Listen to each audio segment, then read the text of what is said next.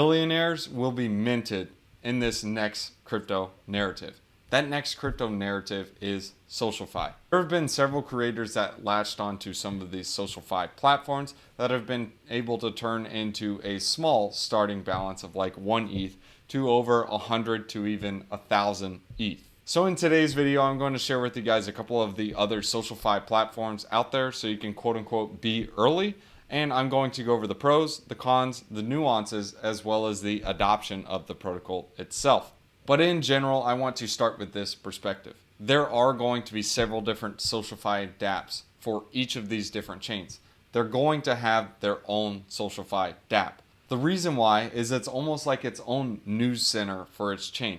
So anyone launching a protocol on Avalanche, for example, would go through the ecosphere of StarShares and be able to say, hey, look, we just launched this new thing on the protocol. The people who are already Avalanche native are going to be on StarShares, and they're going to be like, oh, that's cool, and then they'll go check out the protocol. It could be used as an announcement channel, or at least a place for marketing on chain. The second thing is, well, each of these chains want this because it locks up more of their native token. So like Avalanche, for example, they got to take Avax token and bring it into StarShares. Or on FriendTech, for example, on Mantle, you need the MNT token, and then you need to use that as the purchasing power on the protocol itself. And then same thing goes for FriendTech with ETH and so on. So without further ado, let's start with the first one. You guys all know about FriendTech. Now FriendTech is the same UI you know and love, to where you basically can go to the homepage, you can see some of the recent trades, the buys, the sells, see who's trading your shares, etc. You can go to the watch list, you can see your activity here, you can see other people that you've watch list that you may want to purchase up and buy. But the TLDR on FriendTech is that you are now able to buy some of these friends, and then when you do so, you are able to get into some of these rooms. Like here's my room, for example. You can come in here if you have one of the shares that I have, and you can go into here and make some comments, you can make some posts, and you only have access if you own one of the keys on FriendTech. So it's almost like a gated access or almost like a paid subscription model, but yet it's not really a paid subscription model. The reason why I say that is because you can enter into one of these rooms and then you can immediately sell if you don't want to be there. So technically the only fee that you pay is the 10% buy and 10% sell. And what most people are speculating on right now has to do with these airdrop points. This is backed by Paradigm, so this is kind of the catalyst with it. People are speculating each point is going to be, it ranges from around 10 cents to $10. Me personally, I think it's going to be priced around $1, $2. So this is going to be a pretty spicy airdrop. So the first one, again, is going to be FriendTech. This one is having most of the adoption right now, around 50 mil TVL, with some of the larger influencers joining and playing around on here.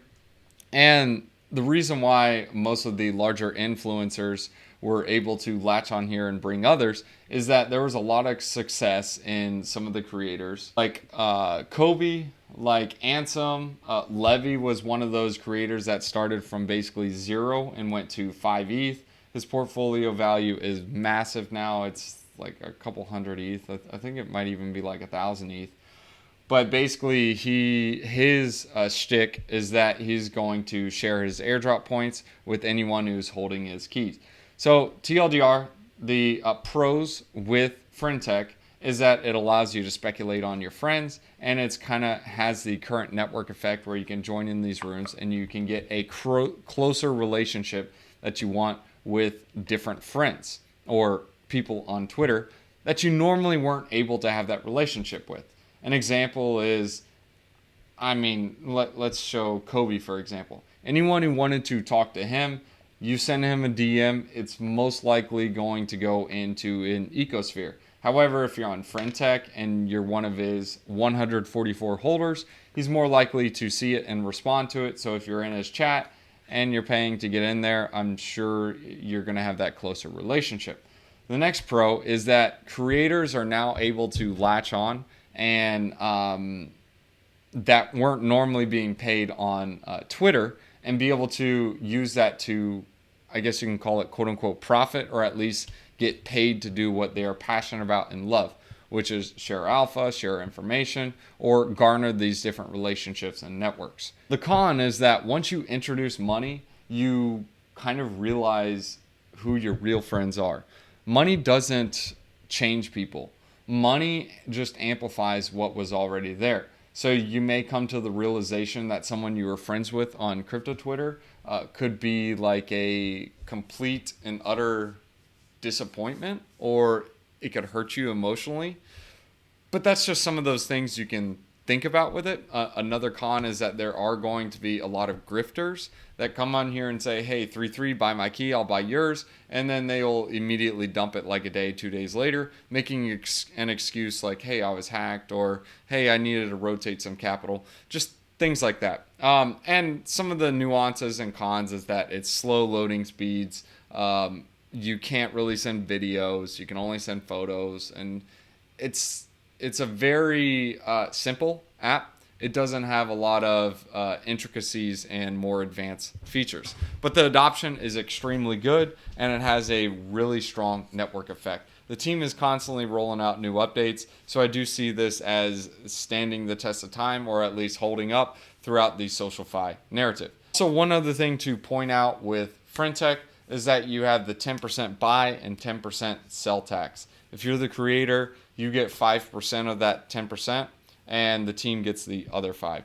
There is no referral scheme or no referral incentive. You just have the airdrop. So the next one to talk about is PostTech. As you can see here on PostTech, there was a reversion to the mean, but PostTech is around $340,000 in TVL. It's kind of peanuts compared to what FanTech is. But if you take a look at the comparison to everyone else, you really can't see it, but it's third in line. It has about a percentage point. StarShares has over 1%, which we'll go into later in this video.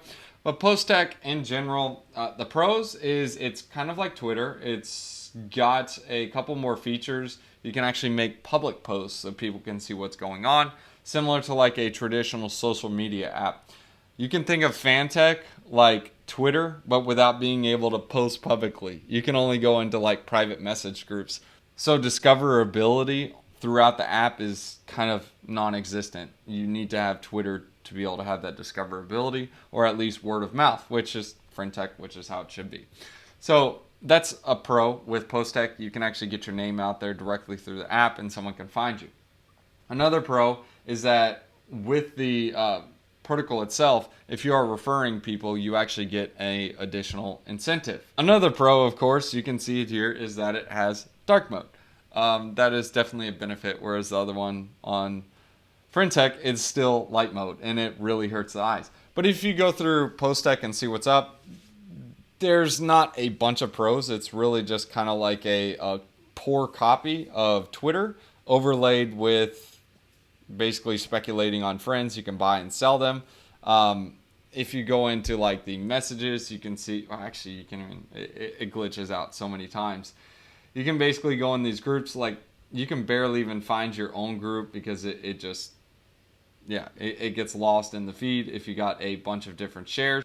But it's really glitchy. The UI is buggy. It's slow loading speeds. That's kind of one of the biggest cons. The next one is the airdrop is just basically being farmed to mess right now. It's causing a lot of spam. So if you're simply on PostTech and you're making different posts and sharing it there, that's basically just engagement farming for the airdrop. So there's a lot of GMs. There's a lot of information out there on PostTech that's just kind of like irrelevant and doesn't really matter, and it's really spammy and shouldn't really even be there.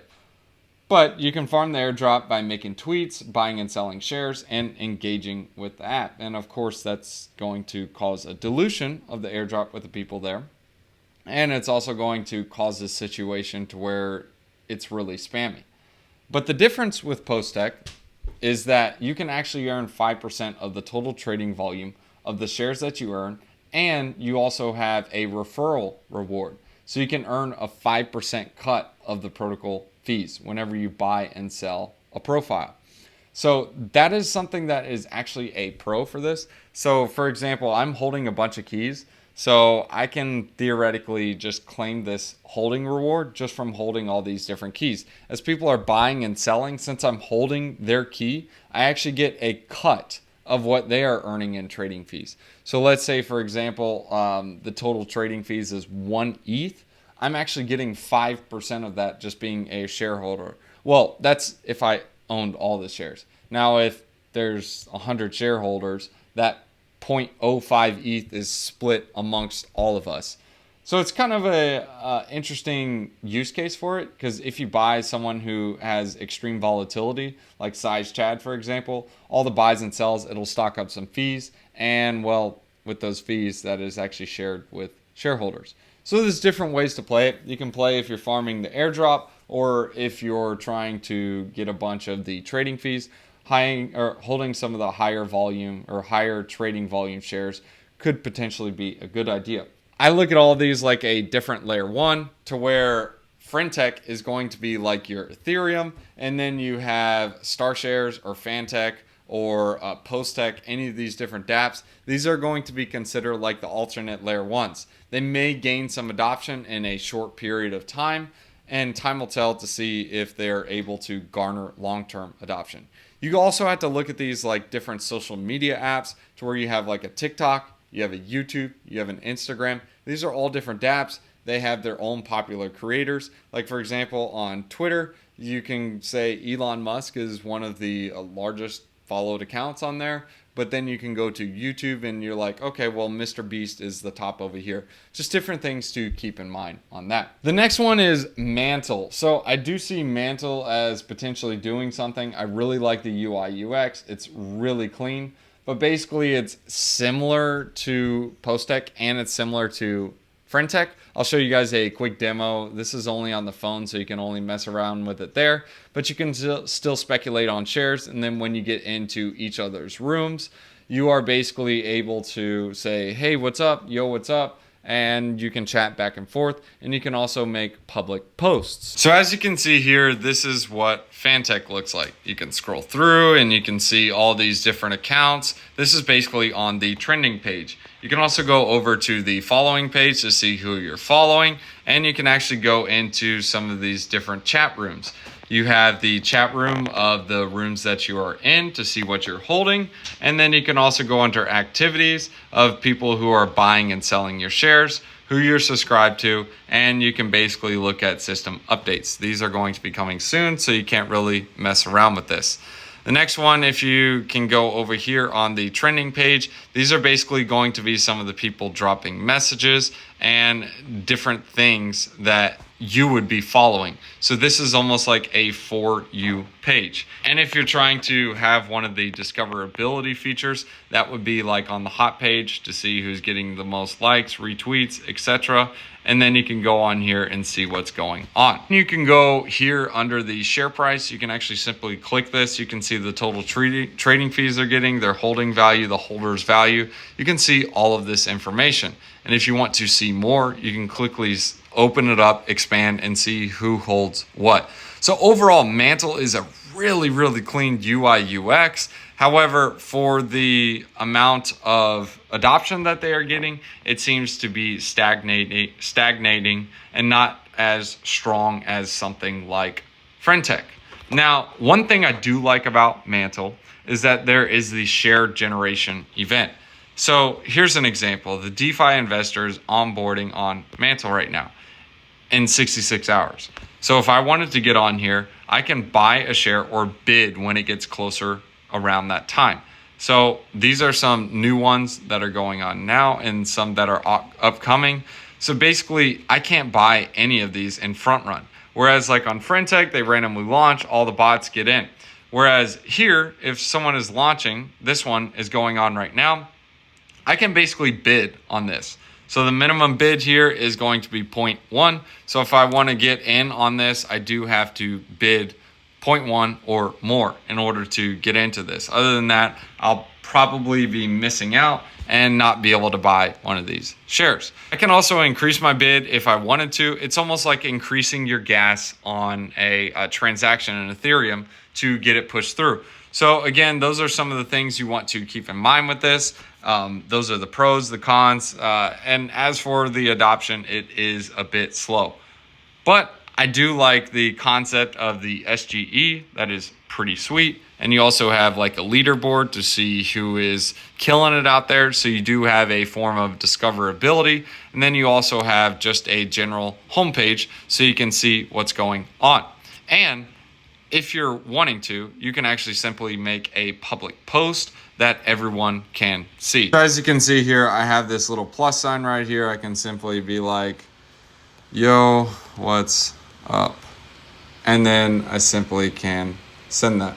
Well, obviously I'm on airplane mode right now, so I can record this, but basically I can just send this out and then other people will see what's going on. All right, so the next app we want to take a look at is going to be Alpha. This is the new Bitcoin city. So there are some actually really cool features that I like about this app. And that mainly has to do with one, its discoverability, the UI, UX, the DMs, etc. So here's how this one works. If you go onto the home page, you can see some general posts. So let's say, what's Alpha? Hey, what's up? Or GM, whatever. GM, yeah, GMX, whatever. GM. So I can simply just post this. So there's a feature of discoverability right there. Other people can click on this message and be like, hey, and put a post. So if you're watching this, you can go over here as well. You can like this message, weird faces. Oh, let's do a heart. It's better. And you can retweet this if you're wanting to do this. So there is also an airdrop campaign for New Bitcoin City, and this one is a little bit different to where you are actually going to be getting airdrop points as you're using the protocol. So it's not based on like the amount of keys or the portfolio you have. Instead, it's mainly based on your activity on the app, and then you also can get some tasks. So these tasks are actually going to allow you to earn more airdrop points. Now, if you go to the DMs, I really like this feature. You have a private one-on-one message with your holders. So like all these different DMs right here, these are DMs with guys who have bought my keys, and it's a personal DM with them. So let's go to Stingray, for example. He bought my key, so it says I just bought your key. Hey, I'm making, I spelled that wrong, making a video. So he can see this message and he's like, oh, snap, this is cool. And I can also come back and trade and buy this guy back. If I wanted to do a personal 3-3 with them, I can set the key amount for the 3-3 request. So I don't have to buy a full key. I can do 0.1 to 1. So I'm actually allowed to buy a fractional share. So if someone costs a bunch, I can actually simply just buy a fractional share to get some exposure to that. Now, if you scroll through and see who's all listed on here, you can simply click on to each of the different profiles and get a feel for them. Now, what's interesting is you have a function to be able to flag and see who's flagging them. I don't know why they're flagging Punk 3700, but it could be an accident and not intentional. But just something to point out, you can figure out if a user is spam or not. Punk 3700 is one of the devs behind Bitcoin City. You can also see how many followers they have on Twitter by simply going over to their Twitter account, and then you can see who is holding, as in how many people, and who the holders are. So if you go over to the portfolio, it has a clean UI UX. This is really what I like about this app, and it gives like a holder base and a zoomed out view instead of just like numbers on a page. You can also see the activities, what he recently bought and sold. Several more features that I do like about this app compared to the others. I especially like something like a sweeping function, etc. So if you wanted to buy a bunch of these guys or click the amounts that you wanted to, you can simply go and sweep this. And another thing that's beneficial compared to the other apps, for example, on Mantle that I didn't really mention, you have to have exposure to the MNT token. So if you aren't bullish on Mantle, then it's kind of roasted. Whereas this one is priced in Bitcoin.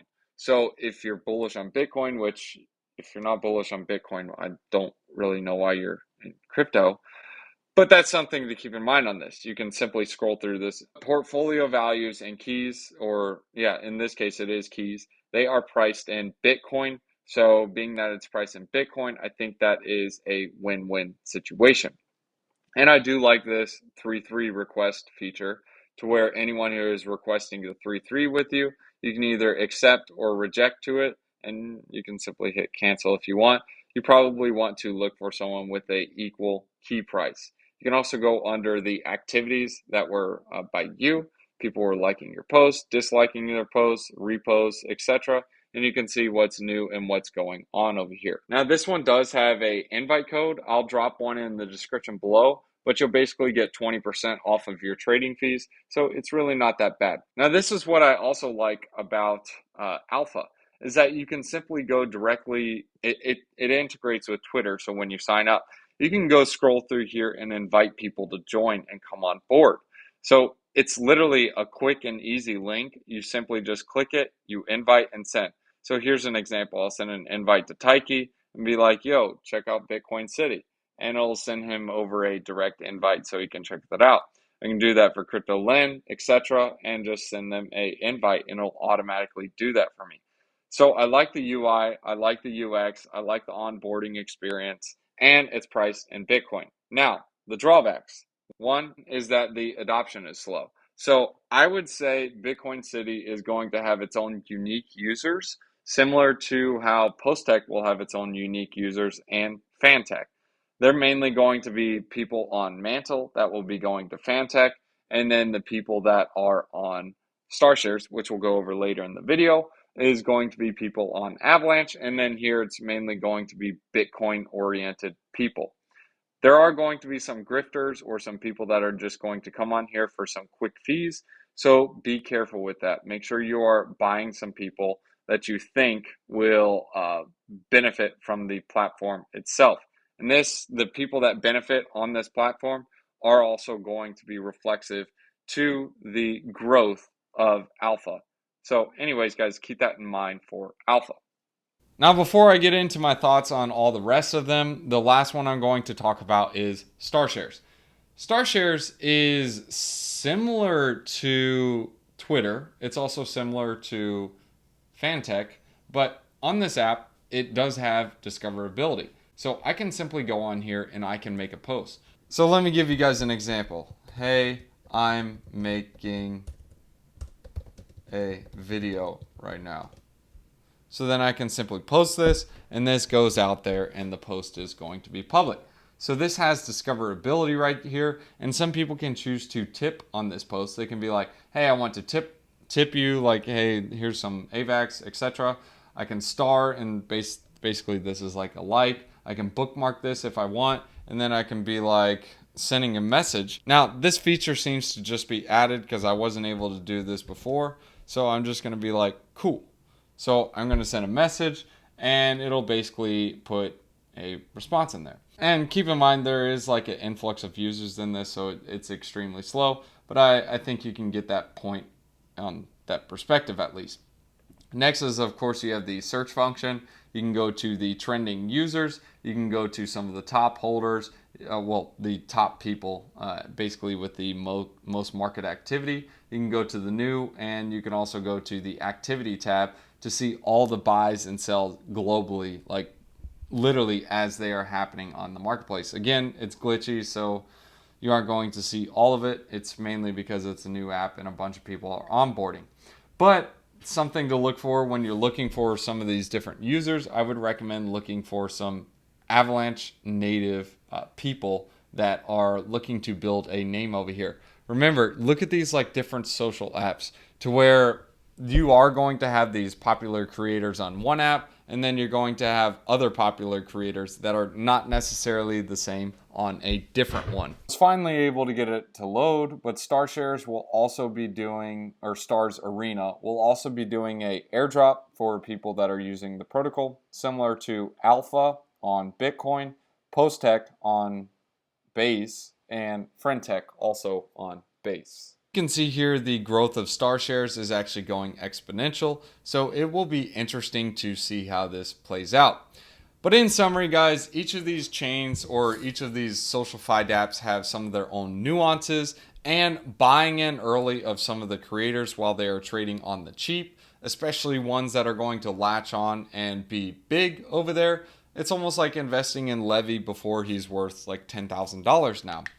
It's basically buying his share at like 0.01 ETH, 0.02 ETH. The same thing is going to happen on StarShares, potentially PostTech if it does end up getting its panties out of a wad, or even FanTech and Alpha. These are just things you probably want to keep on the radar, not financial advice, and at least try them, test around, play around with them, see if this is something that is viable and that you would want to use. Don't just go off someone's decision on Twitter. Literally try these things, figure out the pros, the cons, the nuances, how's the adoption, and if you do enjoy using it, well then you can make a name for yourself there. I'll drop links in the description below. Some of them are invite only, so I'll share some of those codes so you can get on. Some of them do have referrals, so I'll leave those in the description below so you guys can get some discounts when you are buying different shares, because there are hefty fees involved in this. But for the most part, the fees are going to be like a 10% buy and a 10% sell. I actually think PostTech is a little bit lower on the fees, but all of them, again, have their own pros and cons. Like StarShares is going to be rewarding its creators more. PostTech is going to be rewarding the holders more by some form of revenue share just for simply holding the key. Or like Alpha and Mantle, those are going to be rewarding people who are on the platform and bringing new users on through the referrals. And then, of course, you have FriendTech, which is going to be rewarding the creators. As people are buying and selling, the creators are also benefiting from that. But StarShares, again, is actually juicing that by doing 7% instead of the 5%. So it'll be interesting to see how it plays out and see if there are going to be new social flywheels that are created around some of these dApps. Thanks for tuning in.